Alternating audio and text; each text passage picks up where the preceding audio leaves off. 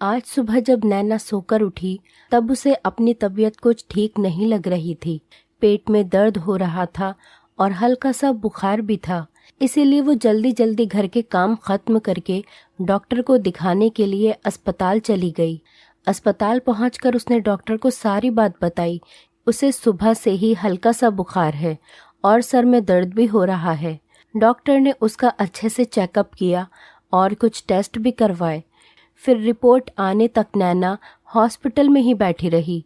वो बैठे बैठे यही सोच रही थी कि भगवान उसे कब एक बच्चे की खुशी देंगे, कब उसके घर आंगन में बच्चे की किलकारी गूंजेगी।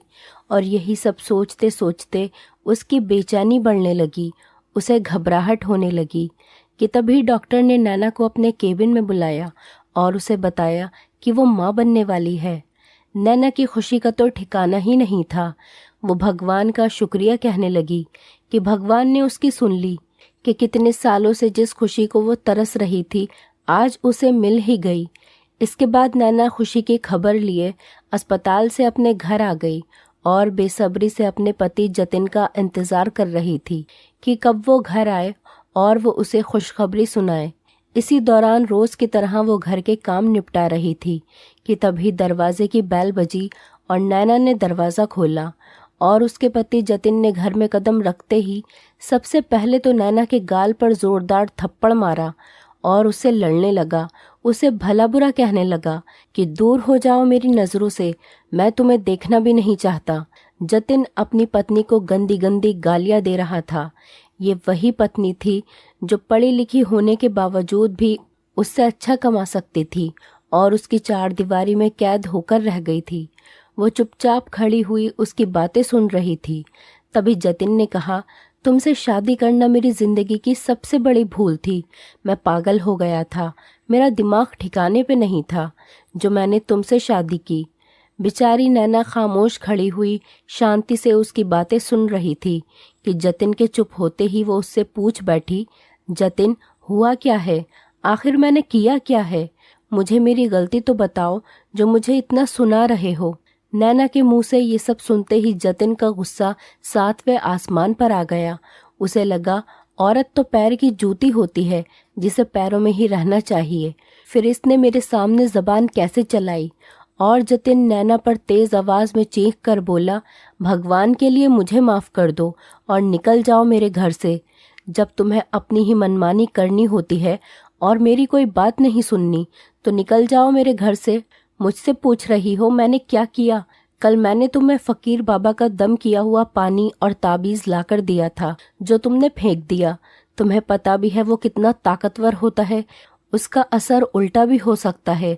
मगर नहीं, तुम अपने पति की बात तो मान ही नहीं सकती, तो तुम्हें इस घर में रहने का भी कोई अधिकार नहीं है।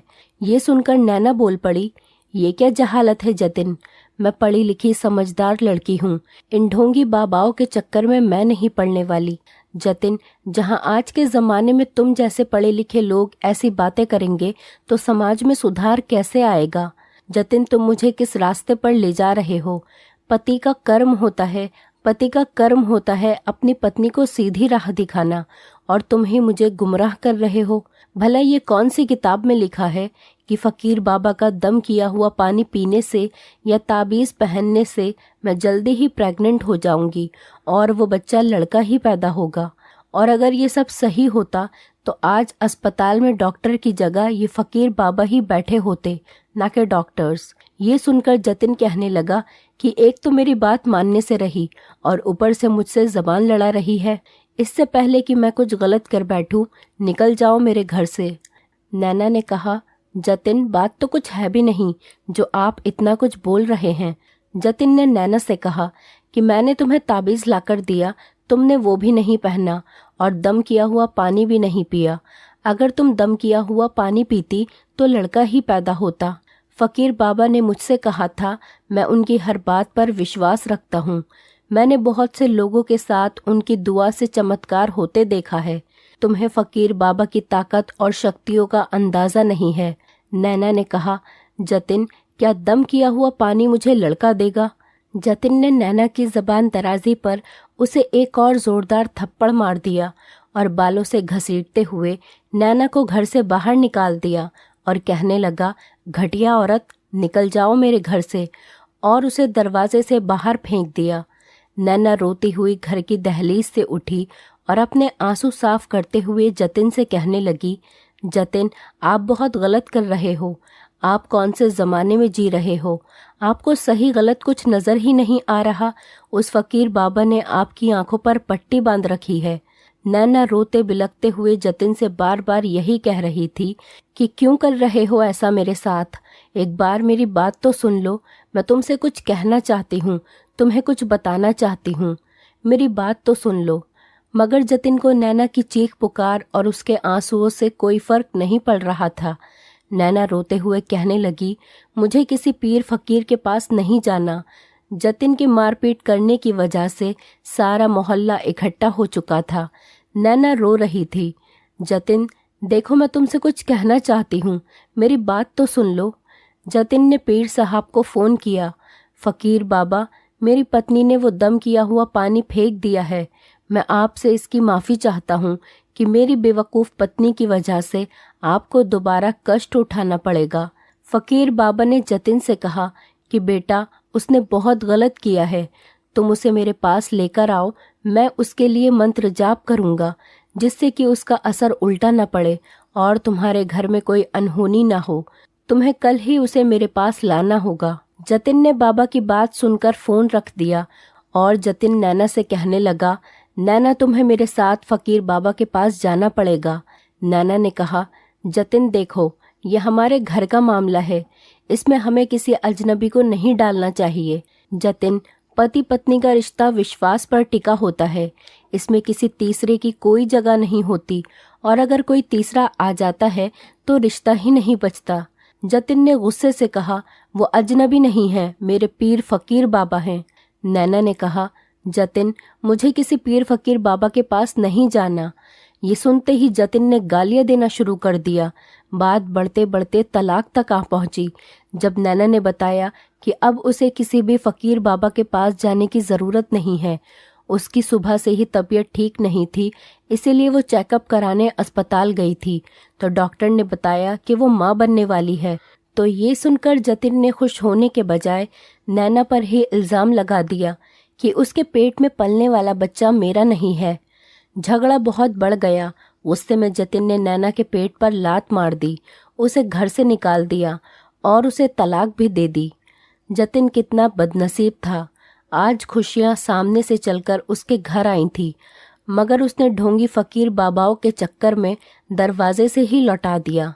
नैना रोती हुई धोखेबाज पत्नी और तलाक का धब्बा माथे पर सजाई किस्मत पर रोती हुई अपने मायके चली गई। जतिन अकड़कर उसे माँ बहन की गालियां दे रहा था, न जाने क्या क्या कह रहा था कि घटिया औरत, पति की इज्जत करनी नहीं आती, ऐसी औरतों को तो जान से मार देना चाहिए, ये इसी लायक होती हैं। जैसे ही ये खबर जतिन के माता पिता को पता चली, वो अगली सुबह ही जतिन के पास आ गए। क्योंकि जतिन अपने माँ बाप से अलग रहता था, उसका मिजाज अपने माँ बाप भाई बहन से मेल नहीं खाता था, इसीलिए शादी के फौरन बाद ही वो अपनी पत्नी को लेकर अलग हो गया। जब इस बात की खबर हुई तो उन्होंने आकर बेटे को समझाया कि तुमने बहू के साथ बहुत गलत किया है, तुम्हें ऐसा नहीं करना चाहिए था। तुम्हें एक बार अपनी बहन के बारे में भी तो सोचना चाहिए था कि वो भी तो किसी के घर की बहू है। कल को कोई अगर उसके ससुराल में भी उसके साथ ऐसा रवैया करेगा तो क्या तुम बर्दाश्त कर पाओगे? इस पर जतिन अपनी माँ से कहने लगा कि आप लोगों को नहीं पता, वो खुद को पता नहीं क्या समझती थी, मेरी कोई बात नहीं मानती थी, और मैं इस बारे में अब और कुछ नहीं सुनना चाहता।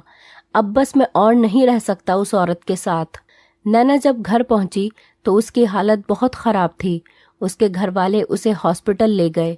वो 2 महीने की प्रेग्नेंट थी, लेकिन अब उसका बच्चा मर चुका था। नैना की भी हालत बहुत नाजुक थी। डॉक्टर ने नैना की हालत देखते हुए कहा कि आपको पुलिस केस करना होगा, मगर नैना के घर वालों ने नैना के कहने पर कुछ भी नहीं किया, सब कुछ भगवान पर छोड़ दिया। नैना के लिए ये बहुत बड़ा सदमा था। नैना अपना सब कुछ खो चुकी थी और आज इस बात को पूरा 1 साल गुजर चुका था और जतिन ने दूसरी शादी कर ली थी। इधर नैना के घर वालों ने भी नैना की दूसरी शादी करवा दी थी। इस बार जो लड़का नैना को मिला था वो एक बहुत अच्छा और अच्छी सीरत का इंसान है, मगर वो पढ़ा लिखा नहीं था। लेकिन उसने नैना को सच्चे दिल से अपनाया था और वो नैना की बहुत इज्जत करता था। नैना के साथ हुए पिछली शादी के अत्याचार और दुख दर्द को वो उसकी किस्मत से मिटा देना चाहता था। वो दिन रात नैना को बेइंतहा प्यार देता और उसका ख्याल रखता था। अब नैना भी उसके साथ वक्त गुजारती, उससे बातें करती, अपने दिल की बातें शेयर करने लगी थी और नैना उसे पढ़ाने लगी थी ताकि वो अपने आप को नैना से कमतर न समझे। अब नैना की जिंदगी में फिर से बाहर आने लगी थी। रवि बहुत ही अच्छा लड़का था। नैना अपनी नई जिंदगी जी रही थी कि तभी भगवान ने नैना को एक खूबसूरत सा बेटा दे दिया। नैना और रवि अपनी जिंदगी में बहुत खुश थे। नैना कभी कभी अपने पहले बेटे को याद करके रोती थी। रवि हमेशा यही कहता, नैना पुरानी बातों को याद करके अपना आज खराब मत करो, पुरानी बातों को अपने दिल से निकाल दो और बुरा सपना समझकर भूल जाओ और अपने आज में जियो ताकि तुम खुश रहो, तभी तो अपने बेटे को भी खुश रख पाओगी। जिसने जैसे कर्म किए हैं, मौत के बाद उसके पाप और पुण्य का हिसाब होगा। रवि का साथ नैना के लिए सुकून भरा था। इधर जतिन आज भी माँ बाप से अलग रहता था, लेकिन वो ताबीज़ और आजकल के झूठे पीरों पर यकीन रखने वाला आज भी वही जतिन था। जतिन की दूसरी बीवी पहले से ही तलाकशुदा थी। उसने सोचा, पहले ही मैं बहुत कुछ झेल कर आई हूँ, अब जो पति कहेगा, जैसे कहेगा, मैं वैसा ही करूँगी। कभी जो उसको बुखार या सरदर्द हो जाता तो जतिन अपनी पत्नी को लेकर फकीर बाबा के पास चला जाता। वो फकीर जतिन की बीवी, जिसका नाम नेहा था, उसको दम करता, उसका हाथ पकड़ता और न जाने कहाँ कहाँ टच करता। नेहा को बहुत बुरा लगता, मगर वो खामोश रहती। उसको इस फकीर बाबा से डर लगने लगा था। नेहा ने एक बार अपने पति जतिन को भी बताया, मगर जतिन ने उल्टा नेहा को ही डांट दिया। नेहा का पहला पति उसे छोड़ चुका था। दूसरी बार वो तलाक का धब्बा बर्दाश्त नहीं कर सकती थी और नेहा अपने पति के डर से सब कुछ बर्दाश्त कर रही थी।